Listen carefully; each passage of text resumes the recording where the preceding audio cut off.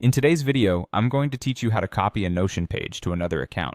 This is a great skill to have, especially if you manage content across multiple Notion accounts, or if you need to collaborate with others while organizing your information seamlessly.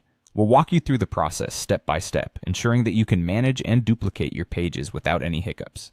First, let's begin by opening the Notion page that you wish to copy. This is the starting point of our journey, so make sure you're on the right page. Once you have the page open, direct your attention to the top right corner of the window where you'll find the Share button. This button is your gateway to granting access and inviting other users into your Notion world. Click on Share, and you'll see an option to invite someone to the page. Now here's where the action takes place. Enter the email address associated with the other Notion account into which you'd like to copy the page. It's absolutely crucial to ensure that the email address is accurate, as this step grants access to your page's content to that particular account. Make sure to verify before proceeding.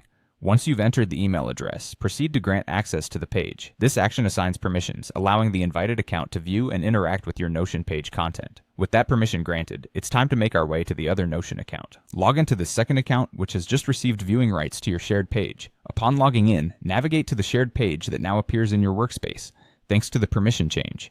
This page is ready and waiting for you to make a move. Located again in the top right corner, you'll find the More Options menu represented by 3 dots.